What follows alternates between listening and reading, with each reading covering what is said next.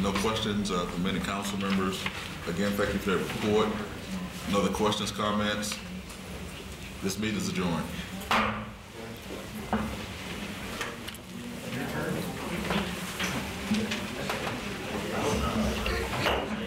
Our legal committee will come to order. President is myself, Mr. Johnson, and I hear Mr. Lawson on his way. He been sugar and spice. Oh, you're doing it. Okay, get ready to close it. Get every minute in again. First, that's not on the agenda, but I have it here. I have a resolution giving preliminary approval to issuance of not more than $25 million in sales tax bonds, election of bond counsel, and other matters in connection therewith. And the second resolution would be giving preliminary approval and issuing of not more than $15 million of limited tax revenue bonds, election of bond counsel, and other matters connected therefore. And I'd ask Mr. Grant to come forward and give us an explanation. Thank you. Yeah. Grant Schluter with, well, that last name's difficult. Grant's much better. Grant Schluter with Foley Udell Bond Counsel. We were asked to prepare 2 resolutions for your consideration. They're basically preliminary approval resolutions. If you like, I'll take the sales tax bond issue first. The first resolution is preliminary approval of not exceeding $25 million of sales tax bonds for the purpose of making capital improvements in the city. We provide for not exceeding 25 years. We anticipate it will probably be a 20-year issue.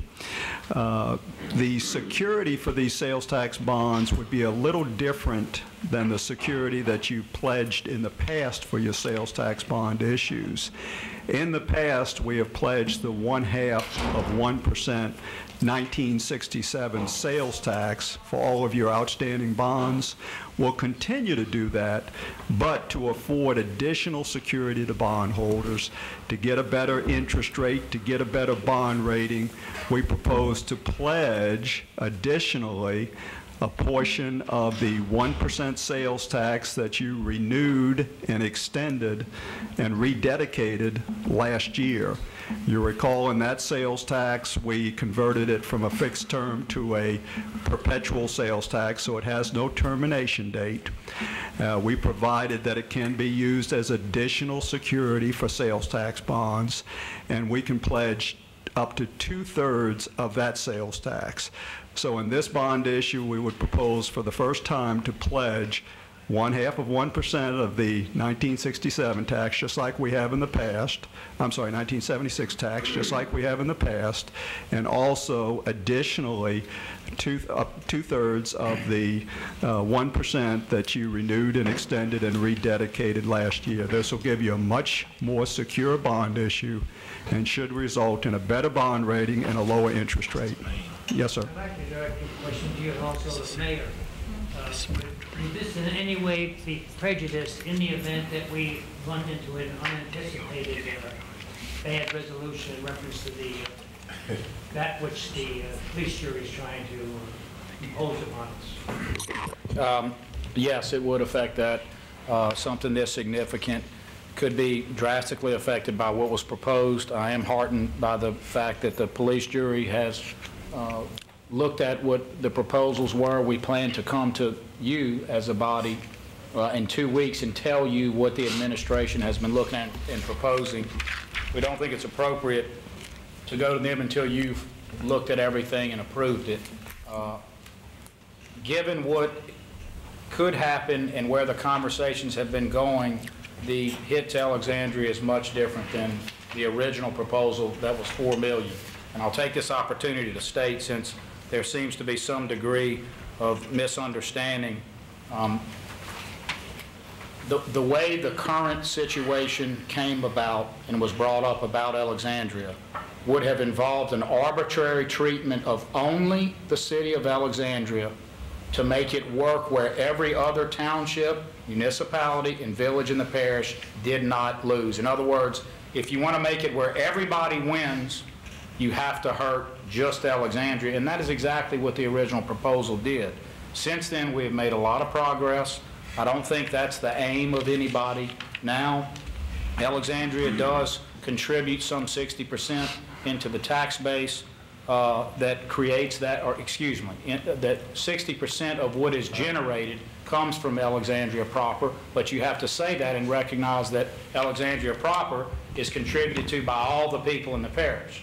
So in fairness, you have to talk about it in those terms.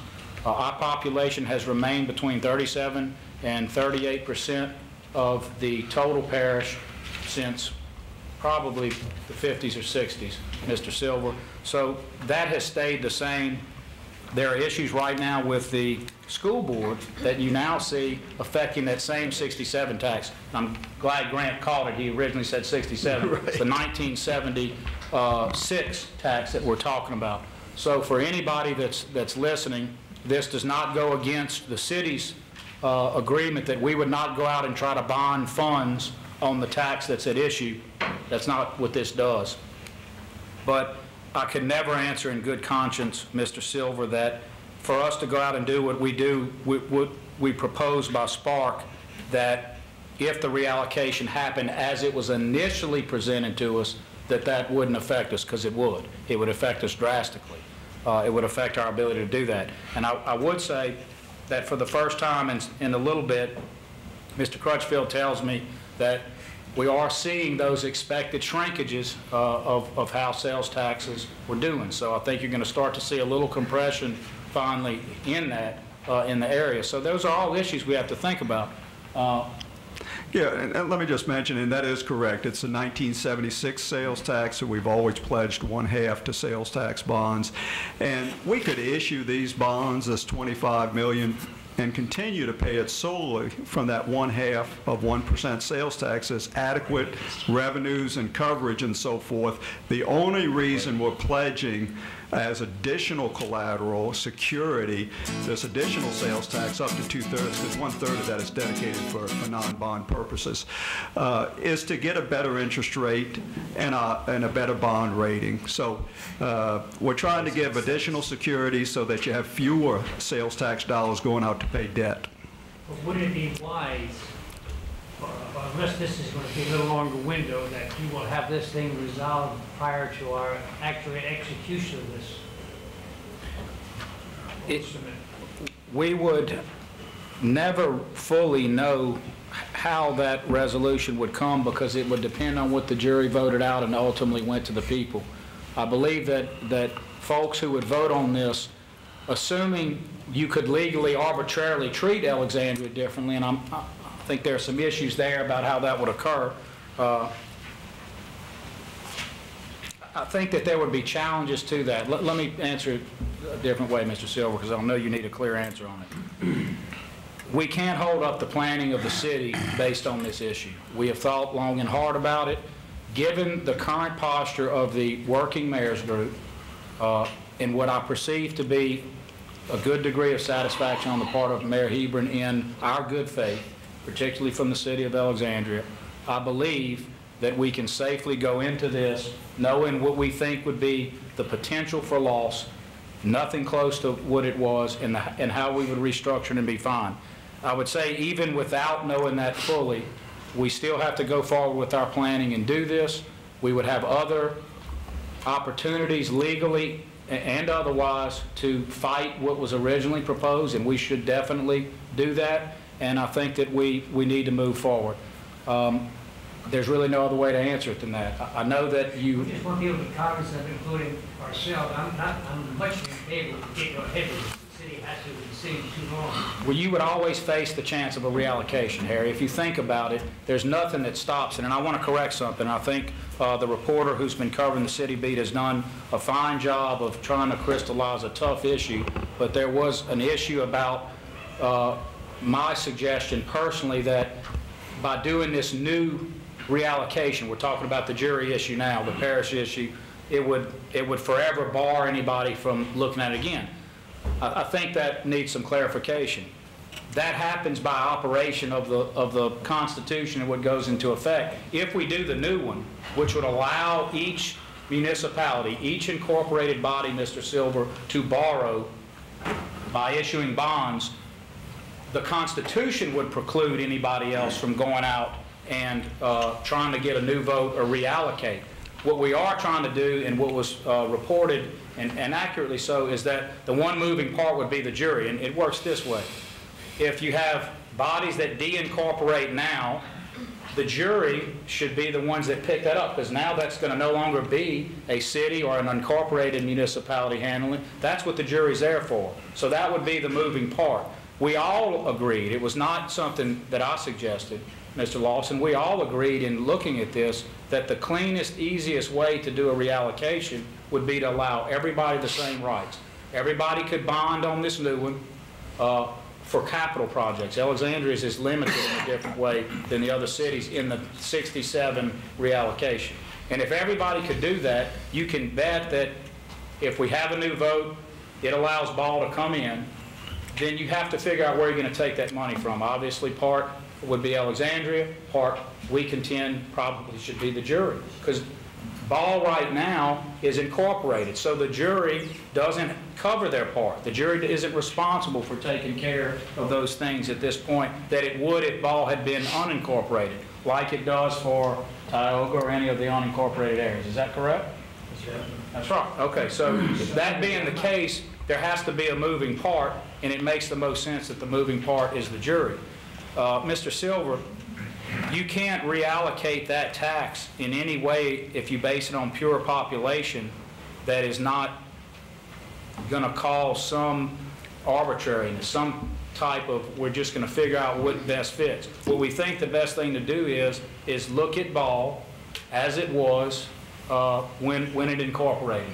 Count that population in, and then you have to start backing it out to bring it up. And I think that they're amenable to that. So I really feel safe about going forward on this issue. Not issue, meaning question, this bond issue. But I do have to say that we're going to always face this problem of reallocation. Any governmental body could go to the jury any time, Harry, and say, we want to reallocate. And it's a question of whether the jury is going to think that's right. The bond commission could provide protection as well and say, look, this is not wise. You've got all these people that are borrowing, but if anybody borrows, the argument is unless it affects their bonded indebtedness, you can go forward. And I'm not sure I share that opinion. I'm going to defer to Grant on it. I think the rule is if it's secured by funds on that bond, you cannot do it. And so once everybody bonds up, and they will, if there's a new casting, a new allocation, I guess the point was to Ms. Donica that that's what locks us in. And I wanted to make sure that the readers understood that. It's not us saying we're going to do something to keep a reallocation from ever occurring. It's that if this allocation is voted on anew, people will go out, and I mean people, entities. We're assuming that the people will vote for this. Oh, and I'm just assuming that for a worst case, Mr. Lawson. And I'm not saying you, because you're keenly aware of the fact that the ultimate decider on this issue will be the citizen. And, you know, we can say we're going to do this, we're going to do that, but will the people vote for it? And that's a question I don't know that anybody is. And that's why it was defeated last time. Again, right. Mr. Silver, if you do it in a fair recasting where you don't arbitrarily cap Alexandria, then the majority, and I'm saying this on the record, the majority of townships, villages, and municipalities, and this was admitted at the meeting, will be harmed. And so I don't know that the votes are there or not. Saying all of that, because I know our friends across the parish are watching, I want them to know our commitment, what we've talked about. We think that that Ball situation deserves address. I know that's a long digression from what you're here for, Grant, but it is important. It was a very astute question to ask because it's very much a part of the analysis you have to go through to decide on today's This council question. Should not, nor the city, wait on what's going to happen with the mayors, wait on what may happen with the voters. I think all of us have some wait forever to make sure that Ball is treated fairly. But to sit back and wait on a bunch of what ifs, it's dangerous for us, particularly in the market right now. It'd be dangerous for us to sit back and wait. There is some timing issues, and I'll ask Grant to speak to that at his comfort level about why we're doing this now. And I think, Mr. Silva, it's an interesting question that you mentioned. And of course, there's no guarantees on any other revenue sources of the city and what levels you're going to receive them at. I do know in our meetings and with Mr. Crutchfield, one of the issues has always been, let's make sure that if we bond out part of the sales tax money, we can afford the debt service, and we have enough money remaining after we pay debt service to do the other things you need to do with these sales taxes. One thing that I've observed and mentioned to the administration during these talks is just looking at all the other political subdivisions and municipalities we represent in bond matters, that you do a lot of pay-as-you-go, and you don't have much debt. You have very low debt, and my suggestion has been if you can afford to do it and you want to accelerate some of your projects, go ahead and balance your debt with pay-as-you-go and get into a more realistic apportionment that you'd probably see with a lot of other political subdivisions. So that's kind of those discussions that went on, and I think the answers that came back were clearly at these levels that this is very sustainable. And we provided all of you with multiple documents today. You comment on Mr. Lawson, all of that comment at once. But we've been doing some fairly acute analysis of our issues with regard to going out on these. Now, as far as timing on this, we've been working off a time schedule, so we could produce the funds in the bank from these two bond issues around September 10th. That would involve a sale July 29th. We have to have bond commission. A lot of other approvals have to take place. A lot has to happen between now and your adoption of these resolutions until we get to bond sale July 29th, delivery on September 10th. Some of the pressures we're feeling a little bit is we've seen a little rise in interest rates. We've seen some inflation factors, obviously, gas, food, and so forth. Bond rates have been holding surprisingly well. Surprisingly well. We sold a 15-year issue for LaSalle School Board, $10 million last night, at a very low 4% range. So they're holding right now. But our concern is, and what I've expressed to the mayor and Mr. Crutchfield is, once you know you're going to do a bond issue, you're going to need the money, you're going to need to produce it, move quickly. We don't have a lot of confidence in rates right now. Nobody can predict them. I can't. Nobody else can. But there's enough of a tension that we've got a little bit of concern. The other factor is one that really affects your sales tax bonds, the first issue we're talking about. Those of you that were here can remember back in 2004, prior to that time, we were funding the required reserve fund. And for sales tax bonds, you have to have a reserve fund, and you have to put aside 1 year's payment as additional security for the bondholders. Well, it used to be that you funded that with cash from the bond issue. And the only problem with that is it sits in that fund for 20 years and you don't have the use of it. So you don't have that money for projects. And on average, it averages about 8% of the bond issue. So you can see you take 8% off the top, you don't have for actual construction. So what did we do? In 2004, we went ahead and we purchased bond insurance. And we purchased that bond insurance at a low one-time premium, and that met our requirements for funding that reserve fund, meaning you get almost 100% of the bond issue for projects. We want to do that again. The problem is, all of you have heard about the subprime mortgage mess. Well, it affected the bond insurers that provide this type of policy. We had 7 major national bond insurers that were AAA rated that wrote these policies. We have 2 today. We have 2 today. One of those 2 is giving us pretty reasonable rates, reasonable conditions, pre-subprime mortgage problems, and those are the ones we've discussed City of Alexandria with over the last month or 2, and we've gotten good feedback that they're probably going to issue that surety bond at a reasonable rate. So we'd like to process that as quickly as possible and lock that in. And that's at the retreat, Mr. Lawson, when we were asking, I said there were some special favorable conditions. That was the explanation y'all had. So now, and I'll give you an example. I met with these people. The company that I'm talking about is Assured Guarantee up in New York. I was up with St. Tammany School Board last Thursday afternoon, sat down with them, had a list of about 10 projects in addition to the school board, wanted them to look at. We went through it all. One of those was City of Alexandria. They mentioned in the last 2 weeks, they've had 80 additional bond issues come in to evaluate for bond insurance and surety reserves. 80. They have 15 analysts.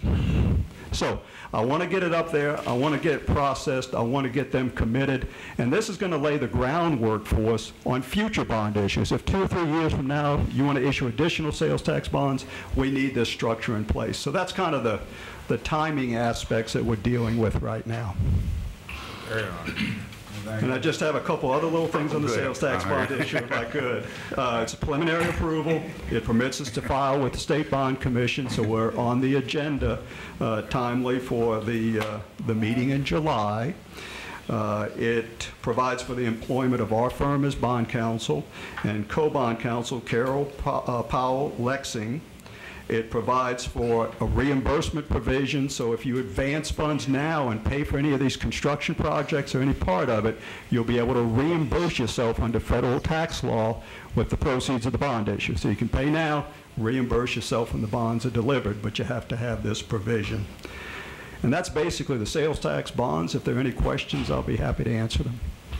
Thank you, Grant. We appreciate it.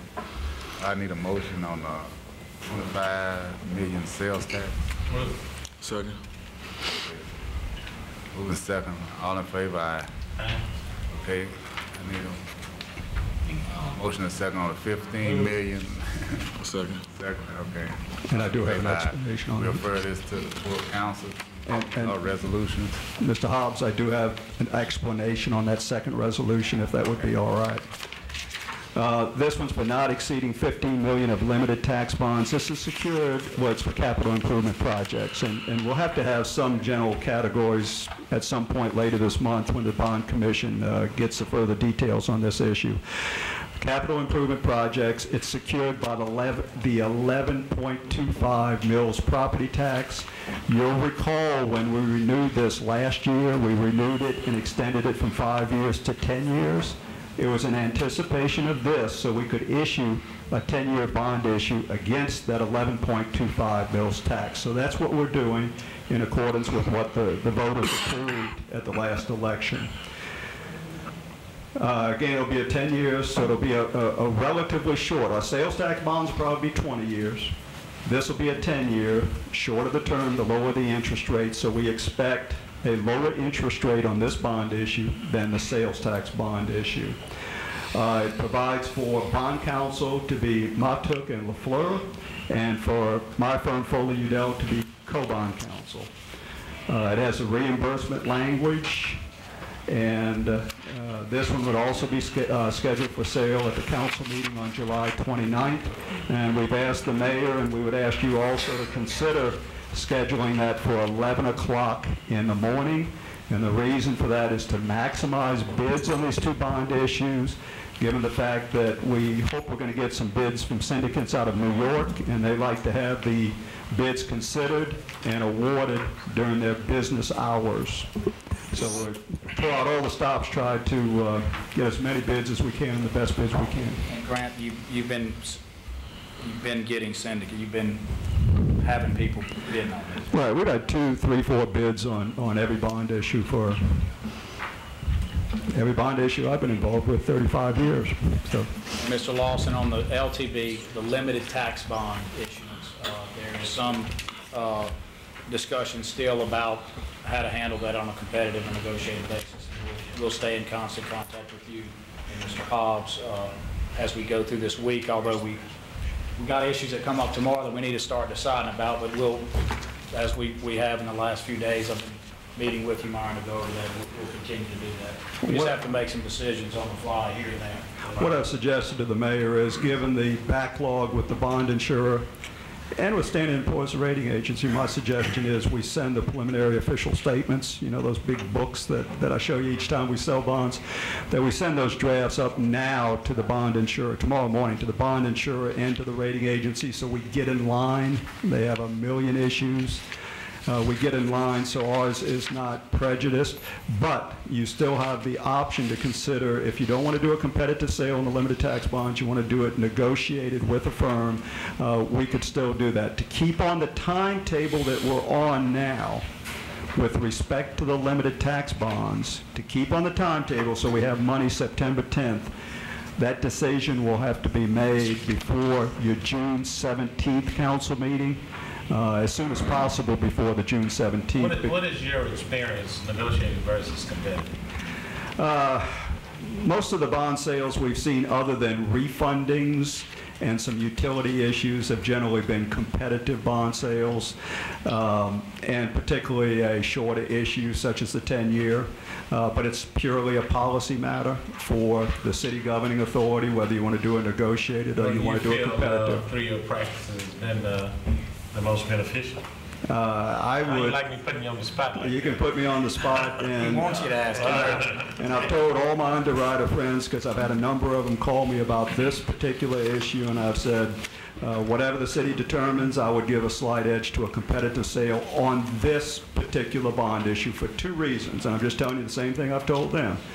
For two reasons, and one is we're doing it at the same time we're doing the sales tax bonds, which by law must be competitively bid, and secondly, it's a short issue, it's 10 years. Unlike, say, if you had a major utility revenue bond issue on the horizon, the analysis might be completely different. The finance director alluded to that yesterday, so I was straight too far away from him, and I know our council, and I think the mayor was analyzing as well, so depends on the council. Well, thank you for putting me on the spot. I just made all my underwriter friends even mad. You get some calls tonight. They'll be calling me. Just like you talk about red flags, you talk about the camera stuff, but you hear the people argue about competitive versus negotiated. We had this discussion years ago, too, on a number of major bond issues. Whichever way you elect to go, we'll make sure it works, and we'll make sure you get a good rate, and it's going to be good for the city. Myron, one final note on that subject. There is such a push by others to say, look, particularly because of the market and how it is, you ought to consider doing negotiated.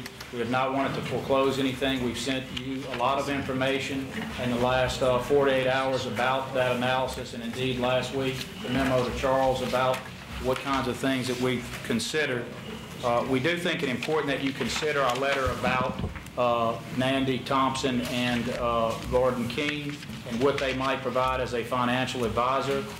Even in terms of answering the question negotiated versus competitive, we sent a letter on that. There's no fact sheet prepared. I don't know if it's something you would feel like having a fact sheet sent down to do at this point. It may be tough to do, but to authorize. Why don't we go ahead and authorize it? That's I think what, most of us know his work, and I certainly feel comfortable. Okay. The chair of finance authorizing that, and I'll do so in form of motion. It's okay with you, Mr. Chair. I move.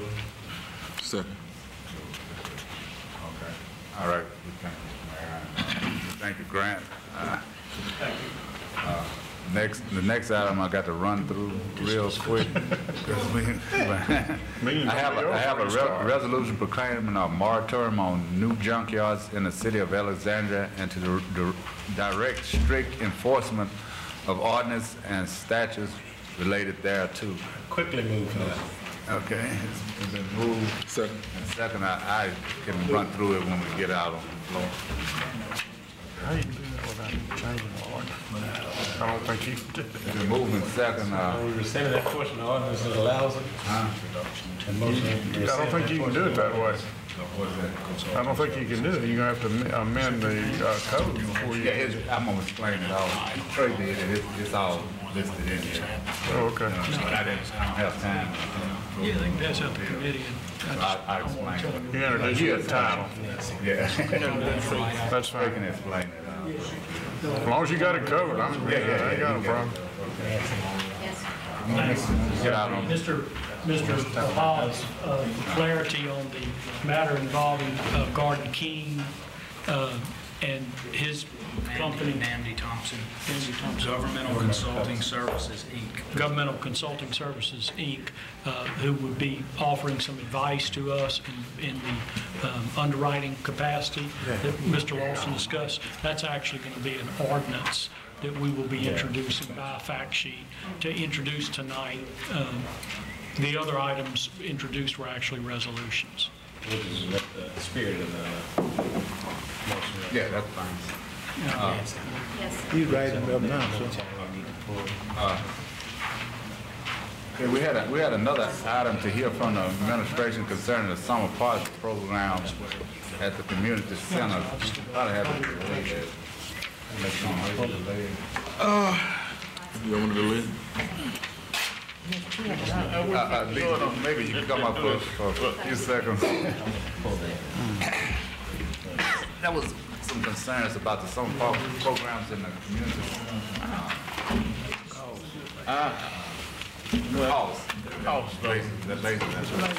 Yes.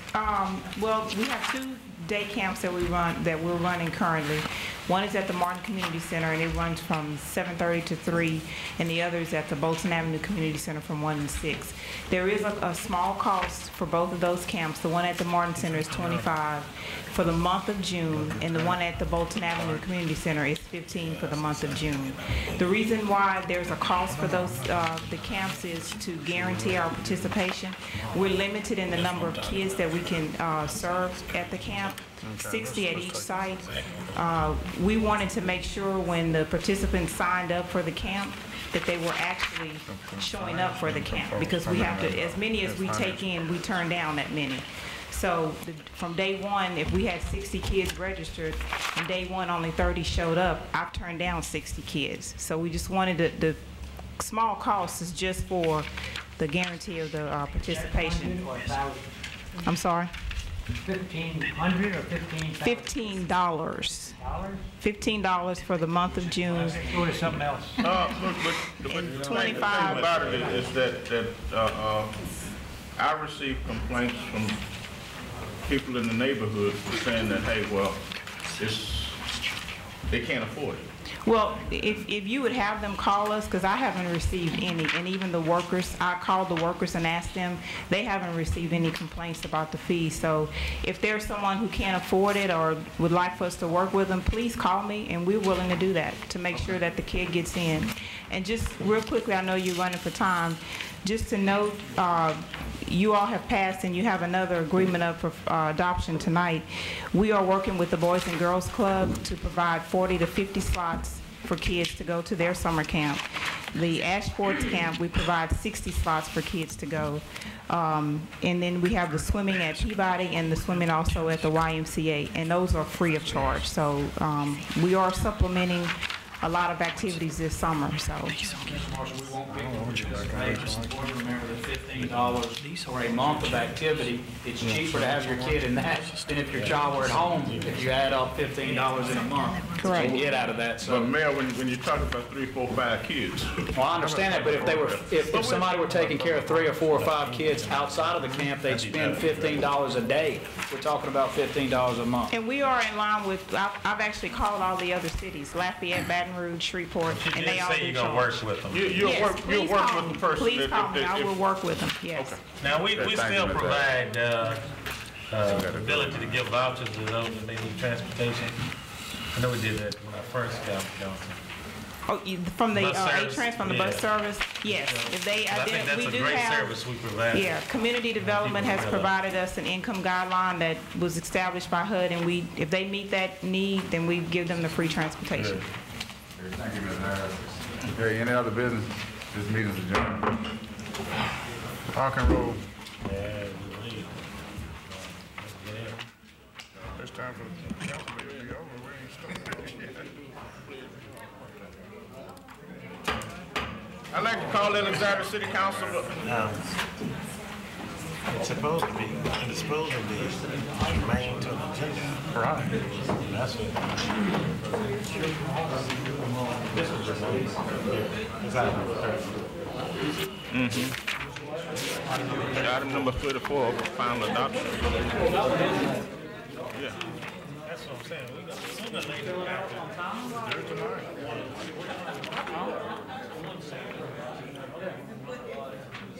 Germane to the agenda? Yeah. What's wrong with it? They're not germane to the agenda?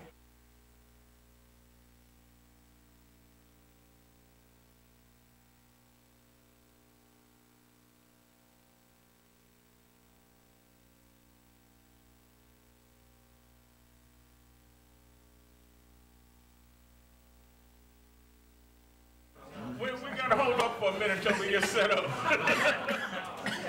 No, we can run on with this. People that want to talk.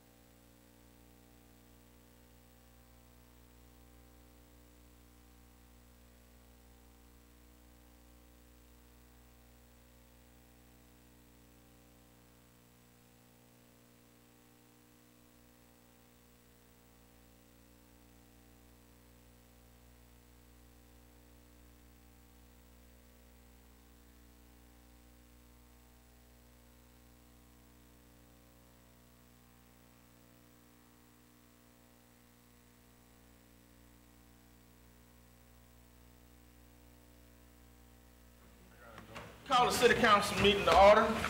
Mr. Phipps, do the invocation, please, and Mr. Lawson, do the pledge. Yes. Our Heavenly Father, we come before you this afternoon. We want you to continue to bless us and lead us, guide us in this world. Thank you for being so good and being so kind. Thank you for walking with us today. Thank you for our health and strength. Our Heavenly Father, give us the wisdom and knowledge to carry on this meeting the way that you see fit. Yes, that's what I ask in Jesus' name. Amen. Amen. I pledge allegiance to the flag of the United States of America and to the republic for which it stands, one nation, under God, indivisible, with liberty and justice for all. Everybody here? Roll call. Mr. Lawson. Certainly. Mr. Fowler. Here. Mr. Johnson. Present. Mr. Smith. Mr. Silver. Mr. Hobbs. Mr. Marshall. Present. Mr. President, you have a quorum. Yes, ma'am. Let's go section E, consent calendar. Item number 3 needs to be delayed for 2 weeks. Send 5 to finance. And there's one resolution, number 18, send that to Public Works, please. So number 8 to public safety and transportation. Mr. Fowler will have to pull number 18, and it's a resolution. Whatever you Send it gotta to do. Public Works. So Okay. number 8 to public safety transportation. 34 to Public Works. 7 to community development. Number 15, the utility. 7, 34, and 15. I move on to May. To where? Wait. Oh, wait, that's right. That's different. What is, can we get a clarification number 7, Nancy, please? 7 to community development. Yes, other than the title. The cooperative endeavor. Is this what to do what we had? I think it's something they normally do. They normally do that. What's that? 7. I thought somebody put 7. No. Community development. It needs to go now. Will you let us put the agenda back on? Okay, can we, Go Moving move. on 7. Second. move by Mr. Lawson, second by Mr. Hobbs. Discussion, all in favor? Opposed? Motion carries. Mr. Marshall. Mr. Marshall. Please. We get that's read the resolution, do Mr. Grant, where you better know. Okay, let's go on doing that. Come on. Grant, you up. Not yet. We're gonna let you go and so we can. Can we read the resolution and vote on and get those and make sure we got, and also the one on Mandy? I move on the resolutions presented in the legal committee as recommended for bonding by our counsel, Mr. Grant Schluter. I just call him Grant. No, I can't spell Let me it. read them. G-R-A-N-T. I get called other things too. Resolution giving preliminary approval to issuance of not more than $15 million of limited tax revenue bonds, election of bond counsel, and other matters in connection therewith. And the other resolution is to give preliminary approval to issuance of not more than $25 million in sales tax bonds, election of bond counsel, and other matters in connection therewith. I'll move. Moved by Mr. Fowler, second by Mr. Hobbs. All in favor? Question? All in favor? We have to do them on both of them? Motion carries. Okay. Congratulations, gentlemen, Spark is off and running. What about the, Yeah, You got it, Grant.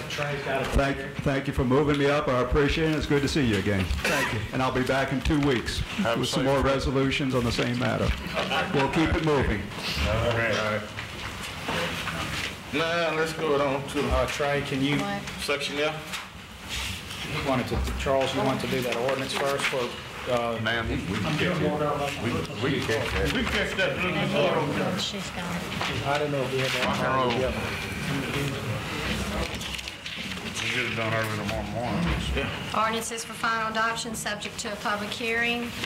Number 24, to consider final adoption of an ordinance authorizing the mayor to accept the low bid submitted for Taser X26E series electronic control devices and accessories for the Alexandria Police Department. Moved by Mr. Fowler. Second. Second by Mr. Johnson. Discussion. All in favor? Opposed? Motion carries. 25, to consider final adoption of an ordinance authorizing the mayor to enter into a written cooperative endeavor agreement with WLM Aquatic School to provide a summer recreational swimming program for the city's youth at Peabody Magnet High School. Moved by Mr. Smith, second by Mr. Fowler. Discussion. All in favor? Opposed? Motion carries. Number 26, to consider final adoption of an ordinance authorizing the mayor to enter into an agreement with property owners for the acquisition of land required for the construction of the extension of Versailles Boulevard Phase 2 and the temporary construction servitude required for the construction of a driveway in connection with Phase 2 of this project. Move. Moved by Mr. Fowler. Second. Second by Mr. Smith. Discussion. All in favor? Opposed? Motion carries. Number 27, to consider final adoption of an ordinance authorizing the acquisition of 6 rights-of-way donations and 1 servitude required for the completion of the Azalea Lane Sewer Improvement Project. Moved by Mr. Fowler, second by Mr. Hobbs. Discussion. All in favor? Opposed? Motion carries. Number 28, to consider final adoption of an ordinance authorizing the mayor to accept the quote received from Open Access Technology International for NERC compliance management software package for use by the electric distribution, electric production, and the legal division. Move. Second. Moved by Mr. Fowler, second by Mr. Lawson. Discussion, all in favor? Motion carries. Number 29, to consider final adoption of an ordinance authorizing the mayor to accept the lowest quote received for the purchase of miscellaneous linen supplies for the Alexandria Fire Department. Moved by Mr. Hobbs. Second by Mr. Smith. Discussion. Motion carries. All in We're favor? not gonna vote? All in favor? Call me Castro. Number 30, to consider final adoption of an ordinance authorizing the mayor to accept the lowest quote received for traffic cones to be inventoried at the central warehouse. Second. Moved by Mr. Johnson, second by Mr. Fowler. Discussion. All in favor? Opposed? Motion carries. Number 31, to consider final adoption of an ordinance authorizing the mayor to accept the lowest quote received for galvanized fittings for a 6-month period. Moved by Mr. Smith, second by Mr. Fowler. Discussion. All in favor? Opposed? Motion carries. Number 32, to consider final adoption of an ordinance amending 0809 capital budget for the extension of Cloverleaf Boulevard. Second. Moved by Mr. Lawson, second by Mr. Fowler. Discussion. All in favor? Opposed? Motion carries. Number 33, to consider final adoption of an ordinance authorizing the mayor to enter into a contract with Providence Engineering and Environmental Group to provide certain professional environmental and engineering services, including but not limited to a Phase 1 environmental study and other studies and work related to the city's potential acquisition of a 29-plus acre site, more or less of land owned by Kansas City Southern Railroad or a subsidiary, including other properties of the city adjacent or related thereto, which may be the subject of a donation or transfer to the city and otherwise to provide with respect thereto. Moved by Mr. Fowler, second by Mr. Lawson. Discussion. Would you repeat that, please? All in favor? Opposed? Motion carries. Number 34, to consider final adoption of an ordinance authorizing acceptance of the subdivision plat for Enterprise Place subdivision. I've been getting a lot of complaints, Mr. President, on that. I know we have a gentleman in the audience, Mr. Brooks, I think, that would like to speak on it. And if you will, I'd like to hear him. Motion. Move for discussion? I move I'll second for discussion. Okay, we'll go open for discussion. Mr. Brooks, I'm going to ask that you limit your comments to roughly 3 minutes, 2 to 3 minutes, because we're running behind time.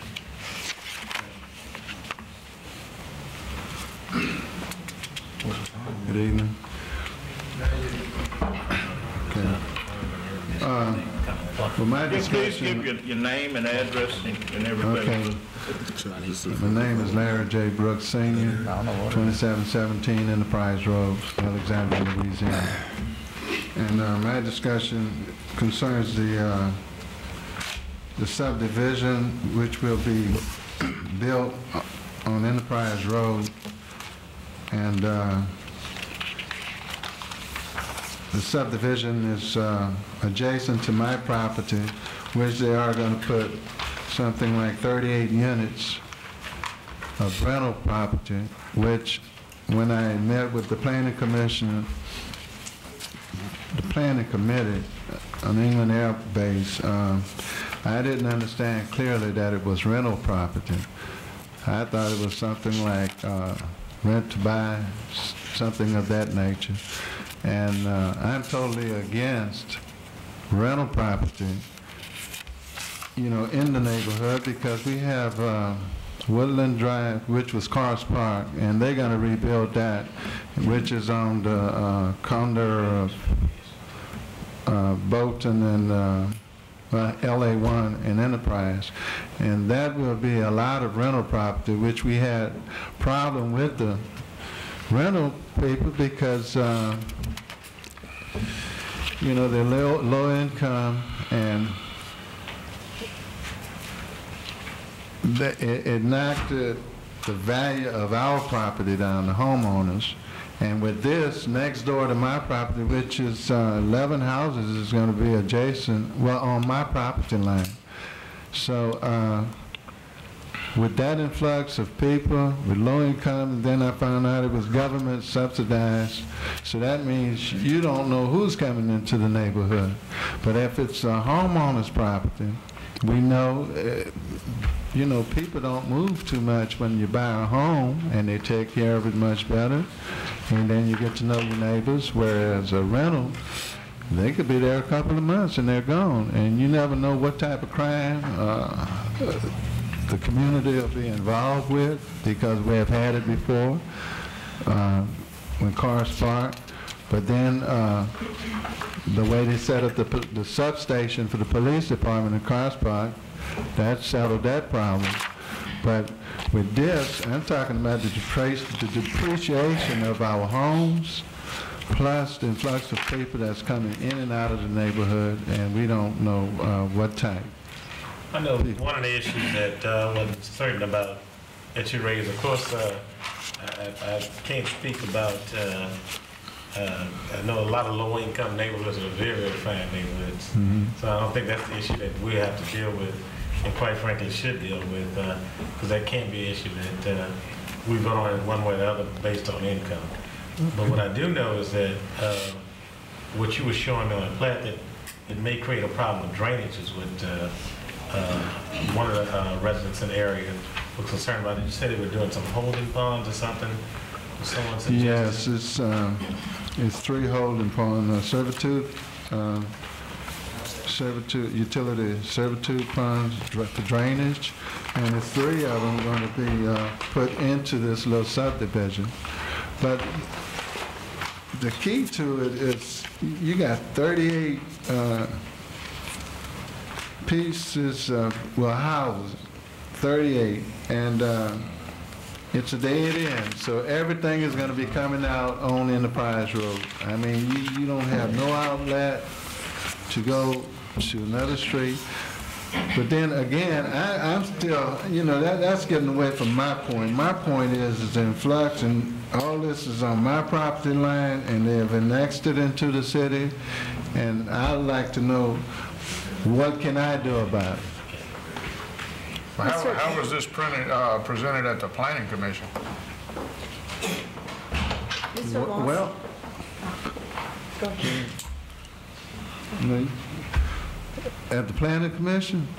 Well, from my understanding... The first approval came from them, did it not? I don't know. I don't know. I went to the meeting. We received this letter in April, and the meeting was held in April, and... It did come from the Planning Commission recommended it. From my understanding, the rental was supposed to be from $650 to $675, something like that. But I didn't understand clearly what they meant, you know, what type of homes it was going to be till after the meeting, really. And then, you know, they didn't give you that much time to speak because they were in a rush also. Mr. Lawson, if I can respond, this has been through our planning department and it's been accepted. This is a development by Standard Enterprise, who they've developed other properties here in Alexandria. It's a tax credit development. The housing is not low-income housing, but it's moderate-income housing. These are beautiful single-family homes that will be 3- and 4-bedroom homes. It is very strictly controlled. The residents are required to maintain the property. There are credit checks and criminal checks on the residents before they move in, and I would invite anyone who has any concern about a development such as this to visit Lawson Heights and River Bend. Both of those are tax credit developments similar to this. It's going to be a lovely development and a wonderful opportunity. The tax credits are assigned on the basis of need. HUD came in several years ago and did an extensive survey on housing needs in our area and identified a severe shortage of rental housing for moderate income families. The rent's going to be between $600 and $700 a month, which is a significant amount of rent, I believe.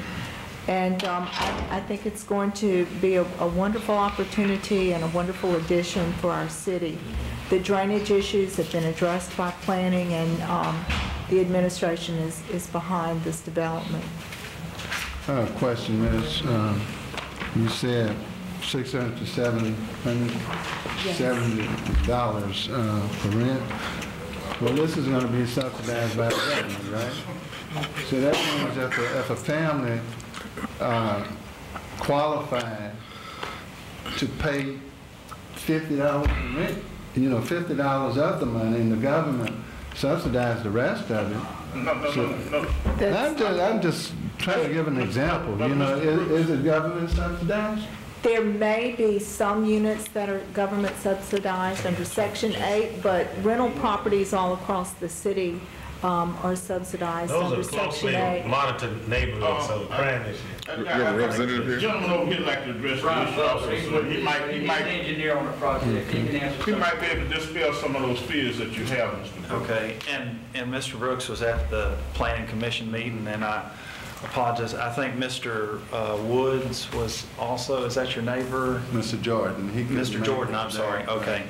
But I had called Mr. Jordan, and I apologize, I don't know if the message didn't get to you. I had called and left a message for you, Mr. Brooks, but regarding the drainage, we've moved one of the drainage ponds away from Mr. Jordan, addressed the drainage issues. I think that the concern that he had regarding drainage and an easement.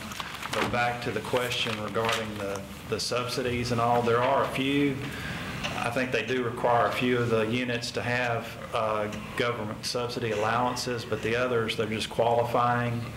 They qualify for that moderate income, and they have to go through a lot of paperwork. They fill up as quickly as they can process the paperwork. It usually takes them about 2 months to fill up the subdivision, but that's only because they can process about 2 of these a day. So that's the problem with that. I think regarding the drainage, though, I think we've addressed those issues. The one thing that's different between the Housing Authority and these type of subdivisions, these are private investment dollars. So the owners and manager of the project monitors very closely who's in the, you know, who occupies these houses. If they give them any trouble, they're out. They've got a waiting list for people to come in. So, you know, because it's private investment dollars, private citizens, they monitor it real closely. They want to make sure that their dollars are not destroyed. There's not any disturbances or things that will go on that will be destructive for the property there. So I think it's a good subdivision. It will also provide a good buffer, I think, between maybe the Housing Authority and private residences too. But so if you got any questions, I'll try to answer them if I can. There'll be a buffer between Mr. Brooks' property, am I correct, a fence or something of that nature? Normally, would there be a fence? No, sir. There's a swale that the problem was the drainage comes from Mr. Brooks' side and drains back toward Cars Park, and that's being accommodated through the subdivision.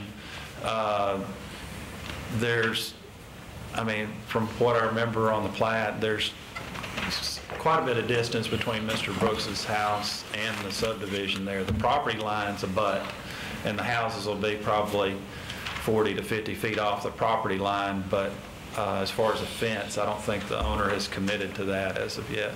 No, it won't be 40 to 50 feet from what we went over in the planning commission. You see the drainage goes back toward Cars Park. Well, they don't need to go back. That's already a problem. About 40 feet off. Going back toward Cars Park. Because this is where you were going to put the drainage here. He said the drainage would be a drainage. You're talking about 40 drainage. When we had discussions, see this. Or the back of the house will be about 40 feet off the property line. I can show you the way the houses will actually sit. CDBG funds have also been committed to this project. When we did the budget amendment for CDBG, and we committed some of the funds to assist in some of the amenities for the project, and it would include a community center and a daycare center. And this is the the trend in rental housing. It's an option to apartment rental, and gives families the opportunity to enjoy a home with a yard as opposed to apartment rental. And I'll say this, the screening, Mr. Brooks, on these type developments are more rigorous than any probably affluent neighborhood anyone lives in Rapides Parish. They're not required to go through what the individuals or the residents of this neighborhood will be going through. So as far as the crime issue, I don't think that's going to be an issue at all. Well, I can't guarantee that, of course. That's basically. I can tell you it's less likely to occur because the experience that I've seen, the crime is certainly negligible. Well, I call for a question. Okay. Sir, can I get your name and address for the record? I'm sorry, Brian Butler with Ballard and Associates, 3704 Coliseum Boulevard. Okay. Mr. Brooks, You said the crime issue, Mr. Lawson, would be what, Neil? No, what I'm saying is the likelihood of a criminal moving into that subdivision as a tenant on the lease is less likely than it will probably be across Rapides Parish because there's a screening process. Okay. I'm not saying it's not possible, it's not very probable, I would say. Okay. Well, just one more thing. Y'all correct me if I'm wrong. Mr. Tracy, yes, I understand the 3 minutes, but I just got one more thing. He had brought up about the private fence, since you have addressed the crime. Now, the private fence, that I would like for them to that's one thing that you might have to ask them. Provision for but right now, Mr. Brooks, but I mean, the city is responsible for annexing this property into the city and giving them the authority to build this development. So who's responsible? Not me. I just want some privacy. That's all I want. But Mr. Brooks, there's no code. There's no provision in the law to require that. Require the individual to build a fence. If it was commercial, we could require that. Yeah. Being that it's residential, we can't. Just like Charles Park, we can't require that there be fences in Well, this Charles subdivision, they are going to be making money off it. It's almost commercial, but they are going to be making money. I think that's an argument you can make privately to them. I think you can make that argument to them privately. Mr. Brooks, that's something you need to make with them. I'm sorry, but time is the enemy now. I'm sorry. We got to carry on the council meeting. Thank you. Yeah, I understand, but I'm part of this council. I pay my taxes also. Yes, sir, but I'm sorry. No, I mean, it's not being sorry, it's being fair. That's all I'm out here for. Being fair. All in favor? Opposed? Motion carried. So we did not get a motion and a second to adopt. Okay, let me back that up. I need a motion. Somebody needs to move. I'll move. Motion by Mr. Fowler, second by Mr. Hobbs. And we've had the discussion. All in favor? Opposed? Motion carries. Number 35, to consider final adoption of an ordinance rezoning a portion of Yorktown Medical and Business Park on Bayou Rapides Road from PD Planned Development DUC Diverse Use Corridor with Land Uses Zoning District from SF3 Single Family High Density and C2 General Commercial District to C2 General Commercial Zoning District. Second. Moved by Mr. Fowler, second by Mr. Johnson. Discussion, all in favor? Opposed? Motion carried. Mr. President, item number 36, Public Works Committee recommended to pull this item. Okay. And number 37 is delayed for 2 weeks. So we'll go to 38, to consider final adoption of an ordinance amending 0809 operating budget, adding a clerical specialist position in the legal division. Moved by Mr. Silver, second by Mr. Hobbs. Discussion, all in favor? Motion carries. You did good, Evan. I didn't know I was so Let's go to section G. These are hands. Finance Committee, Mr. Lawson. Public Works Committee, Mr. Silver. Yes. We have a few of them. One is an ordinance authorizing the mayor to enter a professional service agreement with Lowe's and Associates for the development of a comprehensive parks and recreation plan. Okay. Need a motion? Second by, Move, Mr. Silver, second by me. moved by Mr. Silver, second by Mr. Fowler. Discussion? All in favor? Opposed? Motion carries. Next was a revocation of a portion of the 50 feet right-of-way of Bayou View Drive located adjacent to lots 6, 7, 8, and 9 in Bayou View subdivision. That's in Mr. Marshall's district. Is that an ordinance or a resolution? No, this is a, It's an ordinance for introduction. Move for introduction. Moved by Mr. Smith, Second. second by Mr. Hall. Discussion? No, All in no, favor? No, we no don't have to do discussion. that. this is a revocation of a portion of 10-foot wide utility servitude along the right-of-way of Bayou View Drive and along the common boundary line, lots 3 and 4, Bayou View subdivision. Move for introduction. Moved by Mr. Smith, Second. second by Mr. Fowler. Next is authorizing the mayor into a cooperative endeavor agreement with individual legal entities and foundations that will offer assistance, improvements, and services to the Bringhurst Park Par 3 golf course, and otherwise to provide with respect thereto. Move. Moved by Mr. Fowler, second by Mr. Hall. Is that a resolution? Ordinance.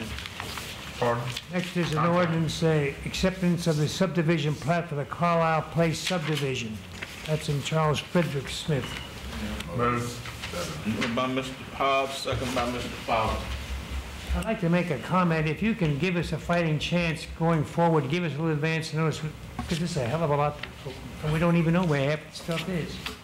Next is acceptance of subdivision plat for the Stratford Master Subdivision. These are all things that the council has to do, Mr. Silver.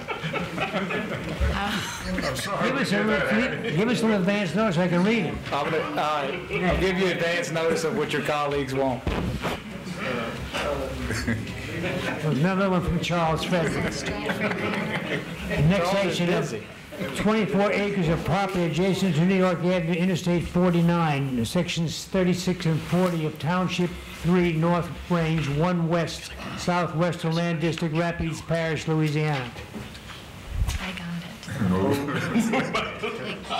That item goes back to Public Works. And this is from Chuck Fowler, resolution authorizing advertising of bids for LSU, a Business Inc. Education Center. Moved by Mr. Smith, second by Mr. Hobbs. That's the price of progress, Harry. Need to vote. We need to vote on our resolution. Yes. Okay. All in favor? All in favor? Opposed? Motion carries. I know it. Legal Committee, Mr. Hobbs. They have an ordinance authorizing the mayor to enter into a corporate endeavor agreement with Government Consulting Service, Inc., and otherwise provided with respect thereto. This is to provide financial service, advisor, instruction of our obligation to be issued. Moved by Mr. Smith. You cut that back. Second by Mr. Fowler. Yes, all right.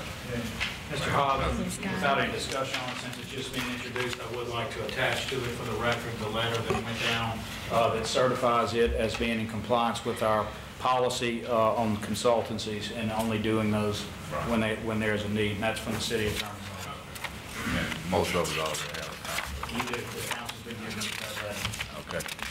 Okay. The second is a resolution to proclaim a moratorium on new junkyards in the city of Alexandria and to direct strict enforcement of ordinance and statutes related to. Moved by Mr. Lawson, second by Mr. Smith. Mr. Marshall, there's a Mr. Willie, looks like Levin from 1301 Dallas Avenue in the audience that would like to speak on this item. Okay, but before can I make sure the explanation on what we have? Great. Thank you, Mr. Marshall. The council has asked that we prepare a resolution that will set a moratorium on new junkyards. Those are junkyards that are not licensed, not complete at this point, and that would be anticipated in the future. There have been a number of complaints to city departments and to city councilmen regarding junkyards and the proliferation and growth of junkyards, particularly junkyards as defined in the revised statutes. And that is the type of junkyard that we are looking at issuing the moratorium on. There are state laws as well as city ordinances that are in place that deal with the requirements for such businesses. They obviously are zoned for certain areas with certain zoning requirements. In addition, there are such requirements for these businesses as they must maintain a solid 6 to 10 foot fence. They must have a zoning compliance certificate before they begin operation, and they must keep certain books and records which are available to the chief and other law enforcement purposes. There are instances where some of the businesses sometimes tend to spring up. They will do so at times without complying with both state laws and with the city ordinances. It is the intention of the resolution to express the council's intention that both state law and city ordinances be complied with in the first place with existing businesses, but second, that for the time being, until this council further makes a decision on such businesses, that no new junkyards be opened in the city, and to that extent the council is directing that there be no new licenses issued to new junkyards, to new businesses. Some of the licenses, as you know, are issued through the parish tax office, for instance, the occupational license. Such licenses will not be issued pending a further review by this council until such time as this council thinks that junkyards are necessary. Part of this is due to the fact that junkyards have raised a number of issues with neighbors and neighborhoods and entities such as churches that are located near junkyards that have raised questions regarding health and safety, both of children as well as people that live in or near or contiguous to those areas. We have had some complaints regarding some environmental concerns, and primarily we've had issues that deal with expansions of businesses or new businesses that try to come in and have not complied with the reasonable rules and regulations of the city that are on our books and have been for many years.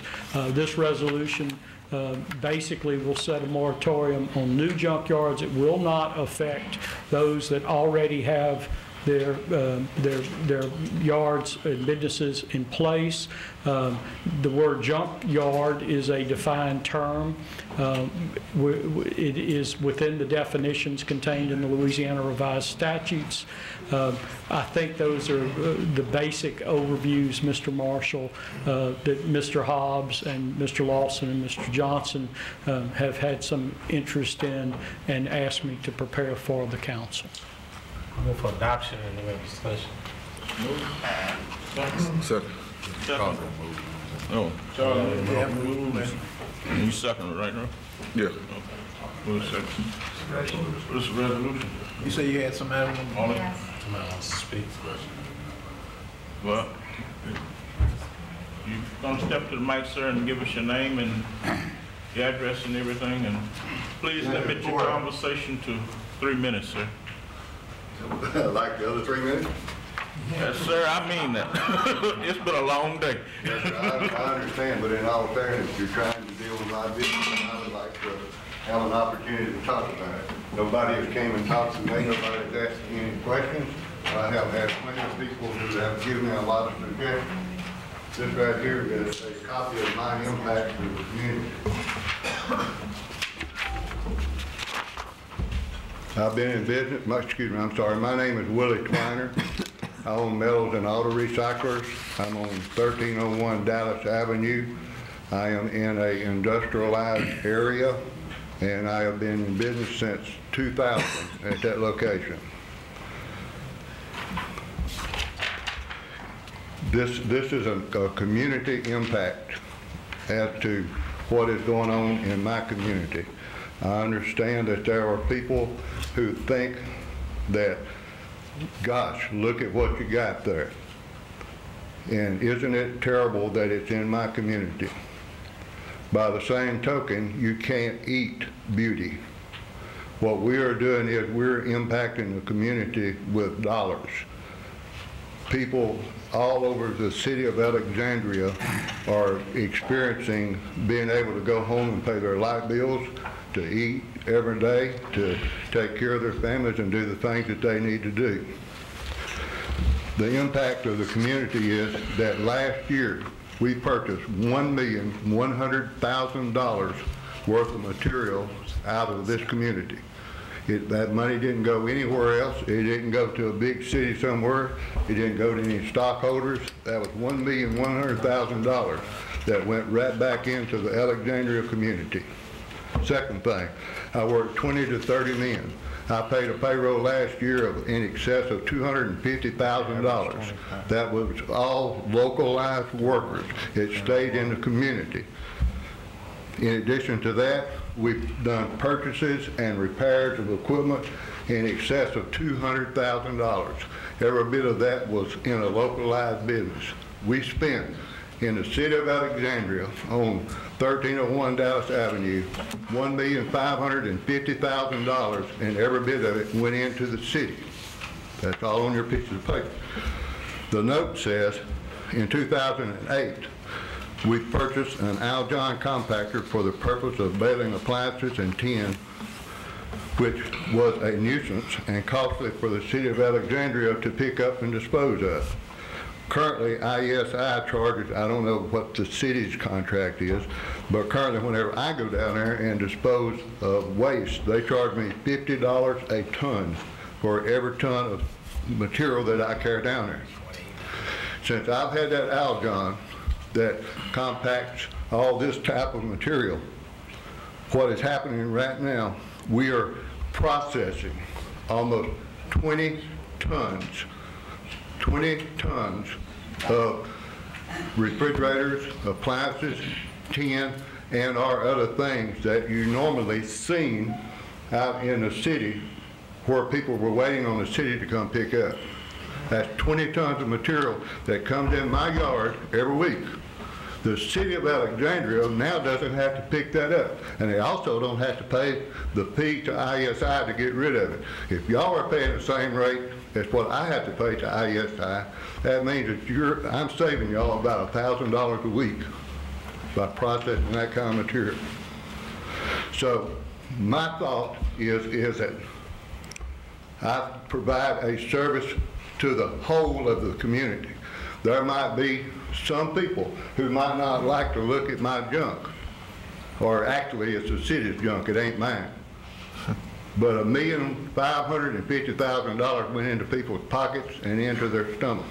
In reference to the gentleman that spoke before me, I have been in compliance with the city of Alexandria ever since the year 2000. Yes, sir, I have. I'm getting some bad information. You ain't been in no compliance. Sir? You ain't been in no compliance? Yes, sir, I am operating. They ran you off of Lee Street. No, sir, they did not run me off. No, sir, they did not run me off of Lee Street. Here's what happened, sir. You have been misinformed. No, sir, you've been misinformed. I ain't been misinformed. I had that property. But anyway, you got a bunch of junk that is unsightly. You're not in compliance. You need to get I am in compliance, sir. So you don't have no fence over there. Here's what happened, sir. I'm dealing with the city of Alexandria under all their ordinances. ordinances, he don't know what he's talking about. Oh, yeah, I'm crazy then. Well, I'm not gonna say that, but I know You you say I don't don't know what I'm talking about. Do you know Mr. James Branch? Yeah. He said right Okay, there. Mr. James Branch, let me tell you what One happened. at a time. Go ahead. Here's what happened. I opened up on 1301 Dallas Street in 2004 because I left Lee Street. As to what Mr. Hobbs is saying, but he didn't run me away from there. I left Lee Street because of the fact that... complaints over there. Yes, sir, I was.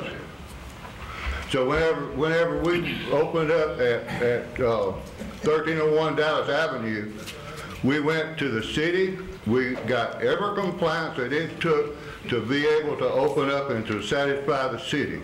We built a privacy fence between me and a church that existed there. We did everything, and the city gave me a clear passage in every ordinance that was there. Last year, we bought property across the street to extend our business.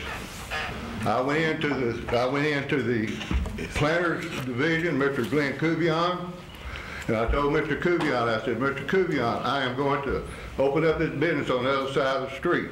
I need to get a permit to be able to build a driveway in there and to go ahead and go in there and start doing business.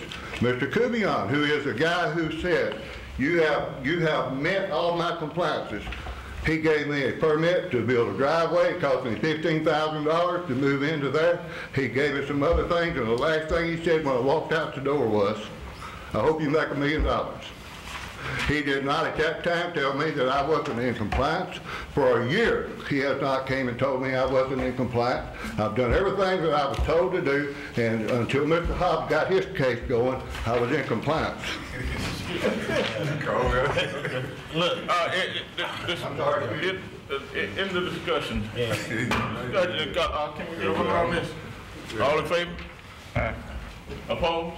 Motion carried. What was the motion that carried? Sir? Simply that there'll be a code for junkyard. You'll have to conform to the code. Comply with the junkyard. I have no problem in confinement. We're building fences as we speak.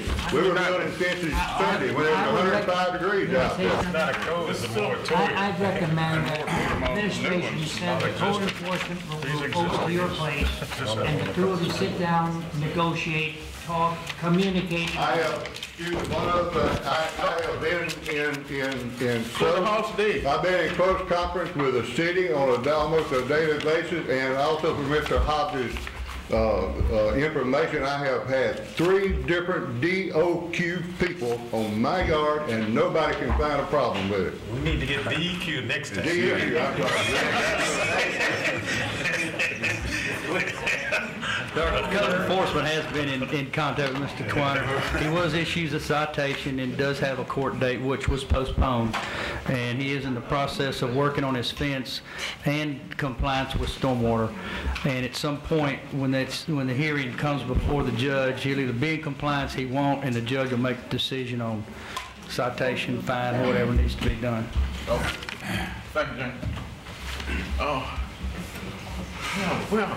That was the legal committee report. Mr. Marshall,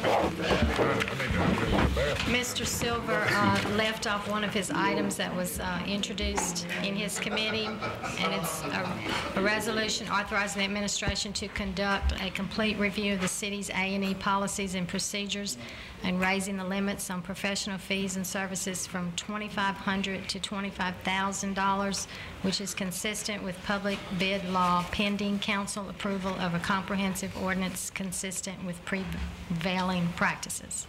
Is that final adoption? No, that was. It's a resolution. I read that before. I read that before. That's that handwriting that for him? Yeah. I don't think you. Think you Send it to legal. We heard a little of it. Okay. Just making sure. Need a second. My second. Harry third. All in favor? Opposed? Utility Committee, Mr. Johnson. No report. Community Development, Mr. Hobbs. Personnel Insurance, Mr. Johnson. Yes, I have a introduction of an ordinance considering annexing highway crossing subdivision into the city limits. Moved by Mr. Hobbs. Where is that? I second. Second by Mr. Lawson. Where is that? Where is it? That's a sneaky one, gentlemen. I was out the room when y'all did that. I hope people are here in 2 weeks. What is it? I don't care about their fire rating, they'll be here. Public Works Committee. It's in Public Works. The explanation says it's a affordable housing home ownership initiative designed to provide affordable housing for working families. That's There's no property description. It affects the fire rating. It's been certified by every member of the administration as That's why it needs to go to committee. a problem, and it violates our annexation policy. Please put that there, because I won't be here for that meeting. I want that understood, because that can be very dangerous, very detrimental in what we're trying to do with the fire. Send it to committee. Okay. It goes to Public Works. Public Safety Transportation, Mr. Johnson. No report. A&E Review, Mr. Silver. I think we covered all. Right. Economic Development, Mr. Lawson. Only 45 minutes and we'll be done. That's it. No report. Any other business? Miss Betty Jones. You can do it in 2 minutes, it'll hair lift the world. Gary, look at your watch. I'm Betty Jones with Sinlaw Pride and Keep Sinlaw Beautiful. Wanted to thank the city employees, especially those under Ms. Muriel Lawson. Several departments worked super duper hard on the Cleanest City contest.